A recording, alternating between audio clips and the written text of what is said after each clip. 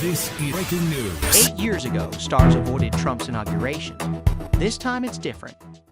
Carrie Underwood might not be Beyoncé or Garth Brooks in the celebrity superstar ecosystem, but the singer's participation in President-elect Donald Trump's inauguration is nevertheless a sign of the changing tides where mainstream entertainers, from Nelly to the Village People, are more publicly and more enthusiastically associating with the new administration. 8 years ago, Trump reportedly struggled to enlist stars to be part of the swearing-in and the various glitzy balls that follow. The concurrent protest marches around the nation had more famous entertainers than the swearing-in, which stood in stark contrast to someone like Barack Obama, whose second inaugural ceremony had performances from Beyoncé, James Taylor and Kelly Clarkson, and a series of starry onlookers. There were always some celebrity Trump supporters like Kid Rock, Hulk Hogan, Jon Voight, Roseanne Barr, Mike Tyson, Sylvester Stallone, and Dennis Rodman, to name a few.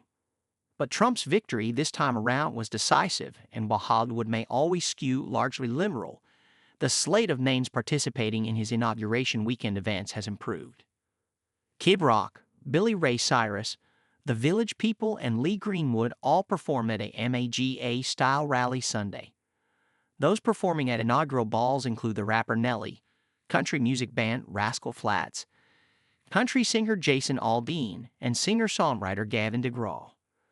The people who are coming out and participating directly are still a small subset of the entire universe of what we call celebrity, said Robert Thompson, a professor of pop culture at Syracuse University. But we're seeing a lot more celebrities who are coming out and supporting Trump. There may not be that distinct division that we saw before.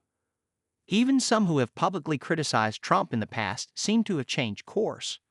One of the highest profile examples is the rapper Snoop Dogg, who in a 2017 music video pretended to shoot a Trump lookalike, and then this weekend performed at a pre-inaugural event called the Crypto Ball.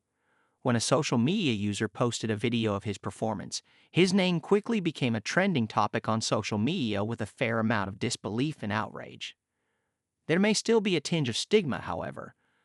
Thompson pointed to the statement from the Village People, in which they offered a justification for their involvement, which he likened to an apologia.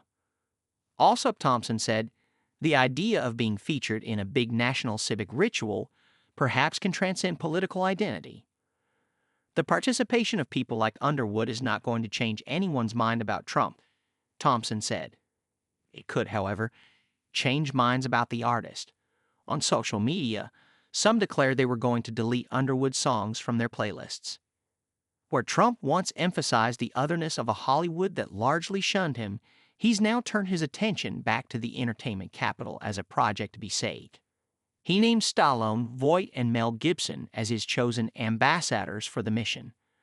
Thompson said it sounds like an Onion headline or something on Saturday Night Live. That, or a logline for the latest installment in the Expendables franchise.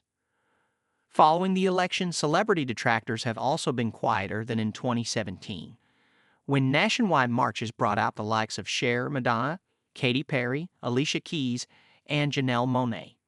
The People's March in D.C. on Saturday did not boast about any celebrity participants.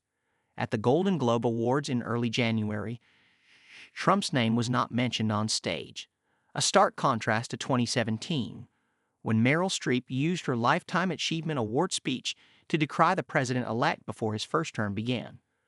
They've gone through these processes, and it turned out that none of it ever made any bit of difference, Thompson said.